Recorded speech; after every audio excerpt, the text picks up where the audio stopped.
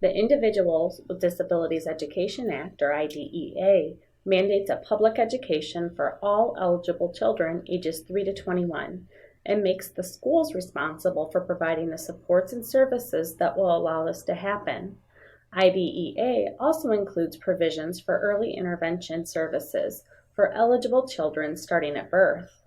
Early intervention programs are available to identify and provide services to infants and toddlers in an effort to minimize the long-term impact that any developmental delay may cause.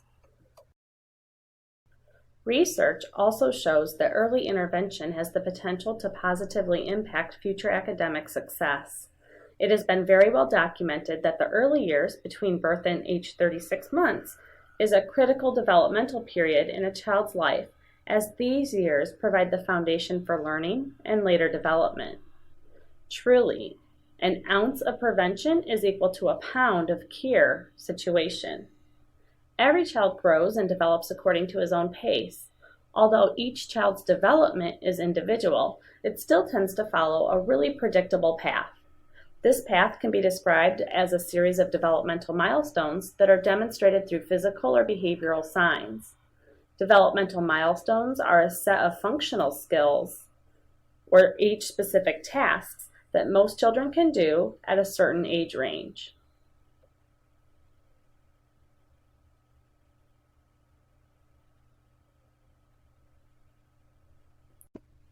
Research also shows that early intervention has the potential to positively impact future academic success. It has been well documented that the early years between birth and age 36 months is a critical developmental period in a child's life, as these years provide the foundation for learning and later development. Truly, an ounce of prevention is equal to a pound of cure situation. Every child grows and develops according to his or her own pace, and although each child's development is individual, it still tends to follow a really predictable path. This path can be described as a series of developmental milestones that are demonstrated through physical or behavioral signs. Developmental milestones are a set of functional skills or age-specific tasks that most children can do at a certain age range. Some infants and toddlers may need assistance in meeting their developmental milestones due to a disability, or are not learning and growing at the same rate as other children their age, or who are at risk for having a developmental delay. Children and families who are in need of this type of help may be eligible to receive early intervention services through their state's early intervention program. Early intervention is a federal program that originated in the 1975 Education of All Handicapped Children Act. In its current form as Part C of the IDEA 2004, the law helps states provide services to infants and toddlers under the age of 36 months. Federal regulations define early intervention services as services that are designed to meet the developmental needs of an infant or toddler with a disability and provide support to a family. According to the National Dissemination Center for Children with Disabilities, early intervention services are an effective way to help children catch up or address specific developmental concerns as soon as possible in their lives. The services are concerned with all of the basic and brand new skills that babies and young children typically develop during their first 3 years of life, including the physical development, which includes vision and hearing and means how the infant or toddler moves or explores. Cognitive development, which is how the child learns. Communication, or how the infant or toddler lets you know what he needs. Social, emotional, which describes how the child engages and shows feelings. And adaptive behaviors, which includes self-help skills and how the child uses new skills. If a child has delays or difficulties in any of these areas, they may benefit from early intervention services. It is important to note that early intervention services differ among states. This is important to know because legislation gave each state the following responsibilities: to assign a lead agency to provide services, administer the coordination of services, and then to determine a state's definition for eligibility, including a definition for a developmental delay.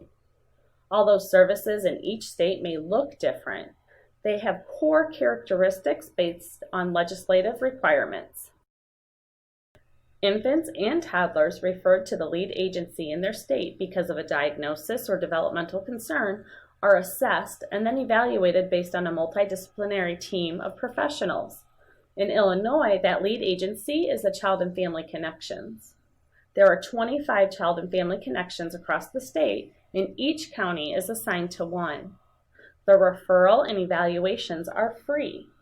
The purpose of the evaluation is to determine if an infant or child is eligible for EI services. The evaluation will also help determine which services will help the child. The family is assigned a service coordinator who will manage the child and family services. Providers from various disciplines will work independently and collaboratively along with the service coordinator and the family based on the child and family's needs. Some early intervention providers may include a developmental therapist, physical therapist, speech and language pathologist, and occupational therapists. Some of the services provided in early intervention include family training, home visits, counseling, instruction on how to teach and work with the child, speech-language therapy, occupational therapy, physical therapy, and service coordination. These services are provided by a variety of providers, and not all children require every service. Before the services can begin, the service coordinator with other professionals along with the family create a plan called an Individualized Family Service Plan, or IFSP. It is an official and comprehensive document that contains all of the information about the early intervention services that the child and family will receive. According to the IDEA 2004 legislation, the IFSP should include a statement of the child's present developmental level in all areas of development, a statement of the family's resources, priorities, and concerns that relate to the infant or toddler's development, outcomes and results, explanation of services, listing of natural environments, dates of service and naming of a service coordinator, and plans for transition into and out of the program. The IFSP includes the individual's goals and activities for the providers and family members to use when working with the child in order to help them reach their developmental milestones. The family, along with the service coordinator and other professionals, should review the IFSP every 6 months and update it once a year. But since the IFSP is a living document, family members can have the service coordinator make changes or updates to the IFSP at any time. Some possible updates or changes may include a discontinuation or addition of services or goals, or other documentation of concerns or family changes. Early intervention is family-focused. It is also team-based. So, after the assigning of a service coordinator and the creation of the IFSP, a team of providers is determined based on the needs of the family and child. Each provider works with the child or his or her family for a specific amount of time each week. During a session, the therapist demonstrates ways to assist the child and also models strategies for families that they can use with their child based on the IFSP goals. Consulting and collaborating with family members and other providers, participating in discussions and providing training for the family are ways that they can lend support to the family and the team. Early intervention services are family-centered. Family-centered practices is built around values, beliefs, and strengths of the family. Family choice is at the center of this model and should be reinforced by the collaborative efforts and partnerships of the family members in the EI system and its professionals. Some important considerations in family-centered practices include parents and guardians should be equally involved as active partners in the process, and this recognizes their important role in the lives of their children. Families should be offered information in a way that lends support and is not critical, and in addition, the family should not feel threatened in any way, including their self-confidence or their cultural or religious traditions. Family members should always be treated with respect and dignity.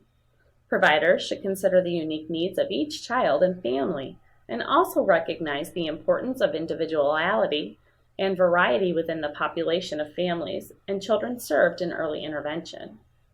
All children and families are different, so interventions, the strategies, curricula, and approaches must be individualized to the child and family for interventions to be successful. Early intervention services are required to take place in natural environments. This means that the service provider meets and works with the child and family in the family's home or community settings in which the children without disabilities participate. Early intervention is not to be delivered in places that would isolate the child or family from everyday life unless specifically proven that it's necessary to do so and that it's documented on the IFSP. Generally, EI services take place in the home as it's the most natural environment for many children. Some additional natural environments may include the child's backyard, the park or playground, the grocery store, or the library. Really, any place that the child can practice his or her skills functionally and does not separate him or her from typically developing children. Another way services are provided for infants and toddlers in the early intervention program is in an inclusive classroom where the service provider engages directly with children at a center or a home-based program. Within this model, the provider works to support the goals on the IFSP and collaborates with the classroom teacher.